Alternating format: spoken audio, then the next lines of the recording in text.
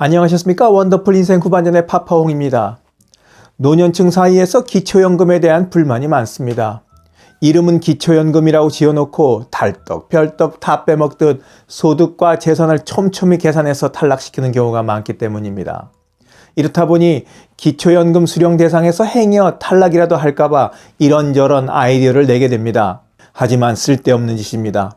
뛰는 놈 위에 나는 놈 있지 않습니까? 그래서 오늘은 기초연금 받기 위해 절대 하면 안 되는 그 3가지 일에 대해서 여러분들과 이야기 나눠보려고 합니다. 기초연금 받기 위해 절대 하면 안 되는 일, 첫 번째, 편법 증여. 증여는 생전에 자녀들에게 부를 물려줘 일찍 자녀들이 풍요롭게 살게 되고 상속세도 좀 아낄 수도 있고 또 부모의 재산이 줄어드니 기초연금을 받을 수도 있는 일석삼조의 멋진 해결책처럼 느껴집니다. 오늘의 주제가 기초연금인 만큼 이것에만 초점을 맞춰 이야기를 한다면 증여를 해서 부모의 재산이 줄어든다고 해서 당장 기초연금을 받을 수 있는 것은 아닙니다. 2011년 7월 1일 이후로 재산을 증여했을 경우 해당 재산의 가액에서 일부를 차감한 금액이 재산 증여로 산정되어 소득 인정액 계산 시에 포함됩니다. 자, 이렇게 말씀드리면 잘 현실감이 느껴지지 않죠. 예를 들어 보겠습니다. 부모님께서 자녀에게 2024년 1월에 1억 원을 증여했다고 가정해 보시자고요. 이럴 경우 증여 재산에서 단독 가구라면 월 235만 7,329원, 부부 가구의 경우라면 월 286만 4,957원씩 자연적 소비 금액이라고 해서 증여한 1억 원에서 매월 요 금액만큼 빼나가게 됩니다. 단독 가구의 경우 1억 원에서 이번 달 235만 7,329원을 뺀 나머지는 증여가 됐더라도 부모 재산으로 인정한다는 거죠. 이렇게 계산하게 되면 단독 가구의 경우는 증여일부터 43개월, 부부 가구일 경우는 35개월이 지나야 증여한 재산이 완전히 온전하게 자식 재산으로 인정받게 됩니다. 이렇게 증여한 1억 원이 자녀들의 재산으로 온전히 인정받기까지는 3, 4년 가까운 세월이 흘러야 하는 거죠. 그런데 1억 원이 아니라 만약 3억 원이나 4억 원 정도를 증여했다고 생각해 보시자고요. 이건 거의 10년 이상 걸리게 됩니다.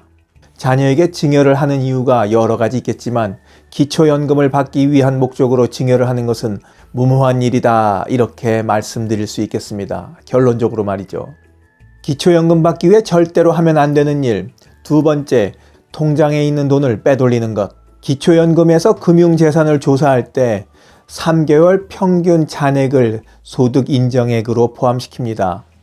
규정이 이렇다 보니 어떤 분들은 잔머리를 굴려서 기초연금을 신청하기 3개월 이전에 돈을 인출해 현금을 집에서 보관하거나 아니면 자녀 통장으로 이체를 해서 맡겨두는 꼼수를 쓰면 어떨까, 이런 분들이 계실 겁니다. 실제로 계셨다니까요. 이렇게 하면 과연 기초연금을 받을 수 있을까요? 실망스럽게도 정부에서는 이런 꼼수를 다 알아챌 수 있습니다. 고의적인 재산 축소라는 부정한 방법으로 기초연금을 받는 것을 방지하기 위해 2011년 7월 1일 이후 처분된 재산이나 금융거래 내역을 모두 조사하기 때문입니다. 통장에 돈이 왜 갑자기 이렇게 확 줄었는지 무엇인가를 구입한 영수증과 같은 증빙자료를 제출하지 못한다면 고의적으로 빼돌린 것으로 보고 이전 잔액을 그대로 반영하게 됩니다. 기초연금 받기 위해 절대 하면 안 되는 일, 세 번째, 자녀에게 명의를 빌려주는 것. 많은 분들이 자녀들의 부탁을 받고 자신의 이름으로 된 통장 혹은 사업자 등록을 한 후에 이를 자녀들에게 빌려주는 경우가 있습니다. 이렇게 되면 자녀의 사업 소득이나 통장 거래 내역이 모두 명의를 빌려준 부모의 소득 인정액에 반영될 수밖에 없습니다. 즉, 한 번 구경도 못한 돈 때문에 재산이나 소득이 늘어났기 때문이에요. 또 어떤 분들은 이런 처사에 화가 나서 담당자를 찾아가 아니 내 돈도 아닌데 왜 기초연금을 주지 않냐고 심하게 다투다가 결국 자녀분이 실명제법 위반과 탈세 등으로 고발 조치된 사례도 있습니다. 자녀 도와주려다가 기초연금도 못 받고 자녀는 법의 처분을 받은 것 때문에 또 부모를 원망한 탓에 부모 자식 간에 서로 원수가 되고 말았습니다. 시청자 한 분이 이런 댓글을 남기셨더군요. 재벌 빼고 모두에게 기초연금을 그냥 지급해라 라고 말입니다. 기초연금은 말 그대로 그냥 기초가 되는 연금이었으면 좋지 않을까 싶습니다. 그러면 복잡하게 계산할 필요도 없지 않습니까? 또 다들 넉넉히 살면 좀 어떻습니까? 원더풀 인생 후반전이었습니다. 감사합니다.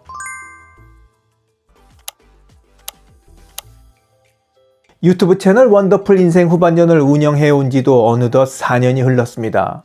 그동안 여러분들과 많은 이야기를 나눴지만 10분 남짓되는 영상을 통해 오롯이 제 마음을 전하기에는 너무 부족했습니다. 그래서 아직 못다한 이야기를 담아 도서 50 넘어 인생에서 가장 아름다운 꽃이 핀다를 내게 됐습니다. 50 넘어 인생에서 가장 아름다운 꽃이 핀다에는 인생 후반전에 새 지평을 열어가는 비결들이 가득 담겨져 있습니다. 지금 예스24, 알라딘과 같은 온라인 서점은 물론이고 교보문고, 영풍문고와 같은 유명 서점에서 여러분을 기다리고 있습니다. 꼭 한번 읽어봐 주시기를 부탁드립니다. 인생 후반전을 충만하게 살고 싶으신 분들을 위해 썼습니다. 도서 50 넘어 인생에서 가장 아름다운 꽃이 핀다의 일독을 권하면서 오늘 이야기 마치도록 하겠습니다. 온라인으로 구매하실 수 있는 주요 온라인 서점 링크를 바로 아래 댓글란에 올려놓았으니까 꼭 한번 읽어보시기 바랍니다.